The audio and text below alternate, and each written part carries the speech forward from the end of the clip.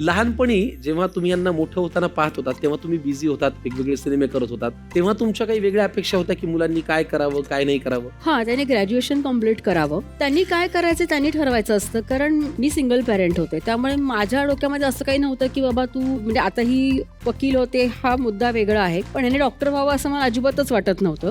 कारण मुळातच बाळाचे पाय पाळण्यात दिसत होते की हा अभिनेताच होणार आहे किंवा त्याला ऍक्टरच व्हायचंय. त्यामुळे तसं काही जबरदस्ती नव्हती, पण ही जबरदस्ती नक्कीच होती की तुम्ही तुमचं ग्रॅज्युएशन कम्प्लीट करा, शिक्षणाच्या व्यतिरिक्त पर्याय नाही. पुढे जाऊन समजा तुम्हाला ह्याच्यात नाही काही जमलं तर दुसरं काहीतरी करू शकाल तुम्ही, एवढं ज्ञान तरी तुम्हाला असायला पाहिजे. पण तुम्ही तो काळ पाहिलाय ज्या काळामध्ये वाटेल त्या वाहनाने प्रवास करणे, हवं तिथे हवं त्या कॉल टाइम वरती पोहोचणे, वॉशरूमच्या कुठल्याही सोयी नसणे, तिथे जाऊन प्रयोग करायचे, तिथे जाऊन शूटिंग करायचं, ते आता सोशल मीडियावरचे फॉलोअर्स बघून काम मिळणे इथपर्यंतचा हा प्रवास झालेला आहे.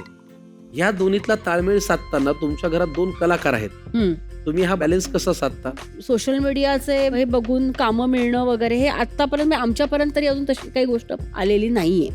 त्यामुळे होतं ते, नाही असं नाहीये. वाईट आहे ते की शेवटी तुम्ही टॅलेंट न बघता तुम्ही ह्या गोष्टी बघितल्या जातात, वाईट वाटतं. आणि आमच्या वेळेला तू म्हणालास तसं की हो अगदी सोयी नव्हत्या, अगदी गोठ्यामध्ये बसून पण आम्ही मेकअप केलेले आहेत, अशा साड्या धरून पडदे धरून आम्ही चेंज केलेलं आहे, कपडे चेंज केलेत, पण कुठे आम्हाला माज दाखवता आला नाही. त्यावेळेला सुद्धा सकाळी 7च्या शिफ्टला पण पहाटे 4 वाजता उठून साड्या नेसून आम्हाला तयार राहायला लागायचं 7 वाजता. बेर्डे आणि सराफ दोघं जण असे होते ना की तिथे कुठल्याच हिरोईनचं कधीच काही चाललं नाही, कारण ते स्वतः दोघं खूप पंक्च्युअल होते कामाच्या बाबतीमध्ये, वेळेच्या बाबतीमध्ये. त्यामुळे आम्हाला पण ती सवय लागली. बरोबर, तो एक किमान क्रायटेरिया आहे की वेळ पाळा, तिथून पुढचं मग सगळं आहे 100%. तुम्ही आता ज्या जोडीचा उल्लेख तुमच्या तिघांच्या बोलण्यात आला, ती नावं म्हणजे पद्मश्री, महाराष्ट्र भूषण अशोक सराफ आणि लक्ष्मीकांत बेर्डे सर. ही नावं एकत्रितच उच्चारली जातात. त्या दोघांविषयी तेवढाच आदर आहे आणि तो कायम राहणार आहे. या दोघांनी, या जोडीनी मराठी चित्रपट सृष्टी डबघाईला आलेली असताना ती जगवली, उभी केली आणि चालवली अनेक वर्ष.